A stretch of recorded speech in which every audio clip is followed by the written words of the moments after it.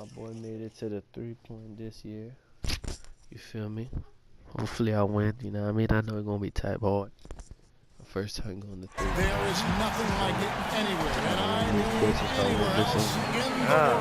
And I'm gonna All-Star festivities at its finest. Hi everyone, Kevin Harlan here with my partners Clark Kellogg and Steve Kerr. Next up is the three-point contest for tonight. One NBA sharpshooter will add his name to a trophy that contains a who's who of the best long-range bombers in league history. This is all about concentration, guys. Steve can attest to that.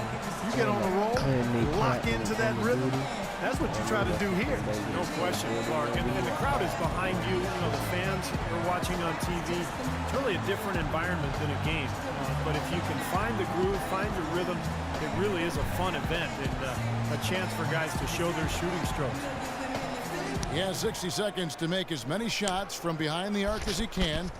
Clark, as you know, there's a money ball in each of the 5 racks worth double. That's 25 shots to get a maximum of 30. And the corner threes are only 22 feet, but the other three-point stations are 23.9 inches. So those are the longest shots. And to me, the corner shot is the easiest of any of them. So it's important to get off to a quick start here from that corner spot. Maybe get 5 or 6 quick points. Now is 6. That's 7. Drains the money ball. Gonna hit that. Up to 10 now. That's money. That's money. That's money. Money. Could only get one shot to fall off the rack. I like that. 11 points. Supposed to make it the second round. Shit. That gives him 12. He's got 12 points to show for his efforts there. There was just something off about him in that round. Well, we kept waiting for that point where he'd get hot and rattle off a few in a row, but it just never came. Here we go with Damian Lillard. You can be sure of this. Whether it's an exhibition or not, the pressure to perform is still pretty great in the three-point shootout. Oh, make no mistake. I mean, these guys are competitive. They got a lot of pride. They want to win. But they've got to stay cool and controlled while they're out there. It's not an easy thing to do. Yep. His 5th consecutive miss. Starting to freeze up a bit. Now with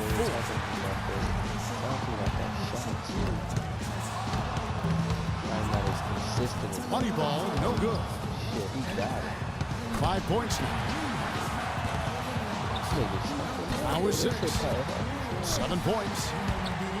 1 rack left.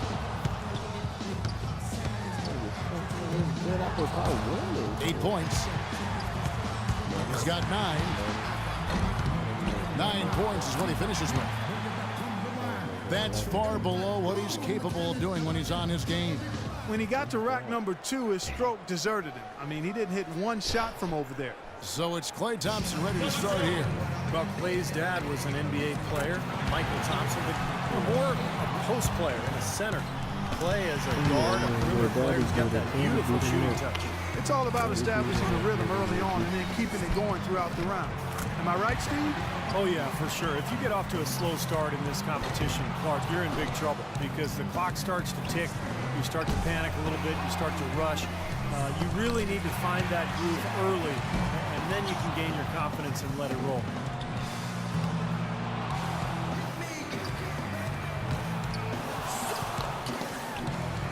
That's 7. 3 racks down, 2 to go. 10 points on the board. And the young fella, Klay, making it look very easy out here. A strong close out there. And 13 is the final score. I'd say he handled that round pretty well, guys. I thought he had his stroke working pretty well for him. I mean, what do you think about that, Steve? Yeah, solid shooting. He looked very confident. You know, it never became one of those lights out rounds that it could have been. But all in all, I think he's got to be pretty happy. You definitely want to try to get off to a good start because, guys, I'll tell you, if you whiff that first rack, it can really throw you off and keep you off. Oh, no question, Clark. That rack comes so quickly, the clock's ticking, and all of a sudden you're behind and you press, and it's tough to shoot when you're really trying to force the issue. 7 points more to stay alive.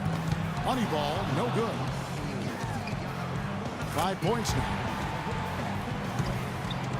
5 points more to stay in it.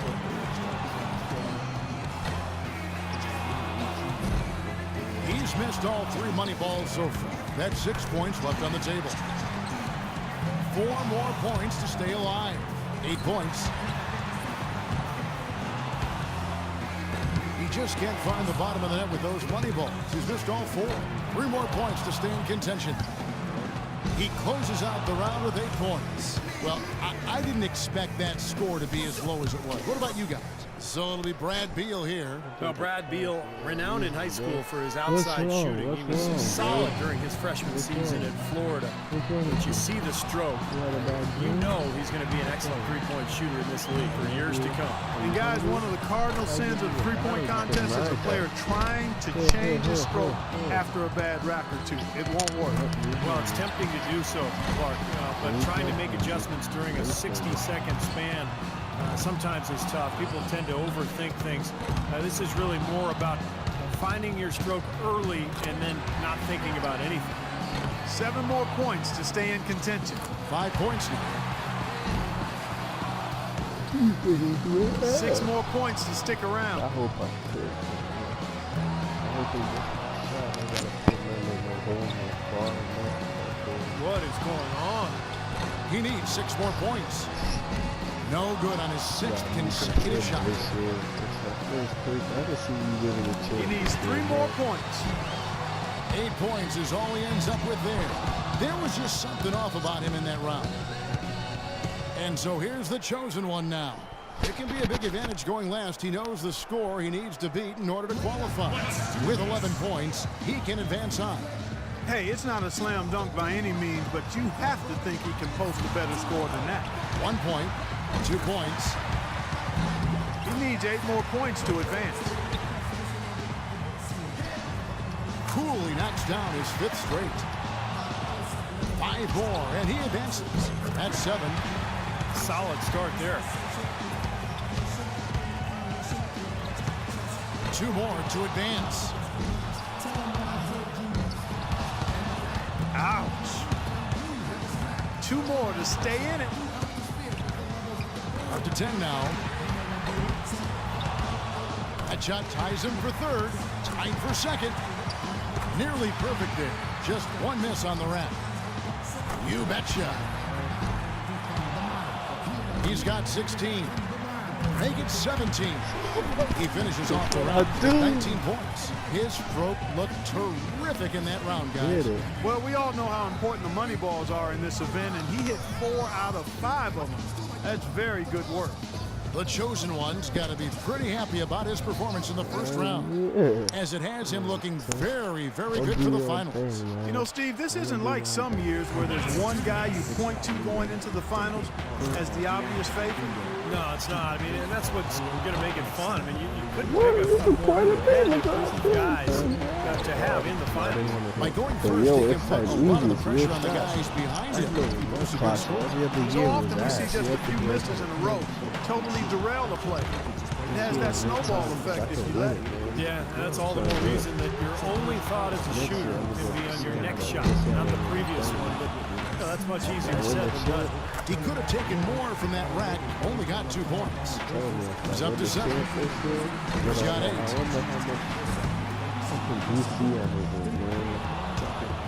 Down to the final rack. That's 4 misses in a row. 9 points. He's got 10. He gets to the 10-point mark for the round. Well, not his finest showing. I think we can all agree he could have done a lot better. Yeah, at one point he missed 6 straight, which is pretty much going to derail you anytime you go through a stretch like that in this contest. So it's Klay Thompson ready to start here. The hardest thing for a shooter might be just maintaining that same level of concentration through all 5 rounds. Yeah, I think it is the hardest thing, Clark, because you're just not used to taking 25 shots in 1 minute. Nobody does that. Even in practice, you don't really do it that way. So it's a very foreign feeling when you're out there, and you got to maintain that focus. 4 points more to tie it up. That's 7. 8 points. 2 more to tie it up.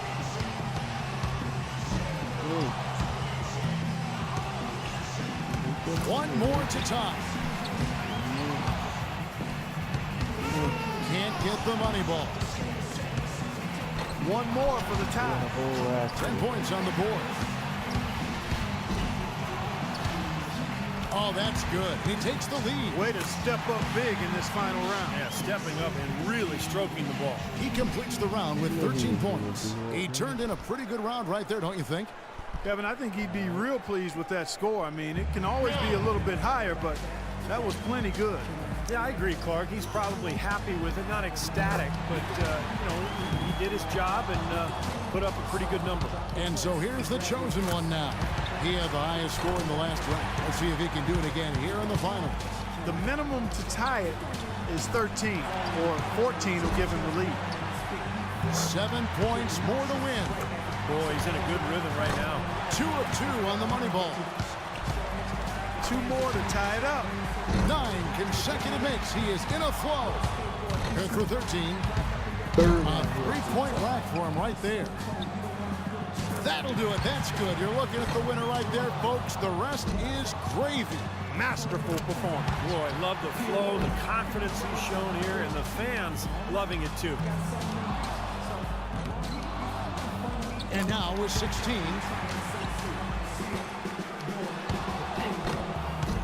His score sits at 18 points for the round. Now that's how you do it. Outstanding focus throughout the round.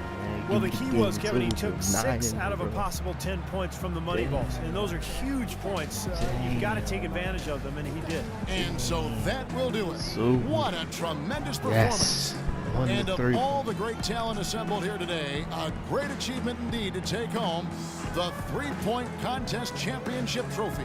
Another terrific year for the 3-point contest, and another terrific champion. Yeah, I think everyone here is still a little bit in awe of the display of shooting he put on tonight. And the drama, the excitement, this year's 3-point contest had it all. And it was our pleasure to bring it to you. For myself, Kevin Harlan, and my partners, Clark Kellogg and Steve Kerr, thank you, everyone, and good night. Damn, I won the 3-point. Did you poop? I think you pooped. Let me see.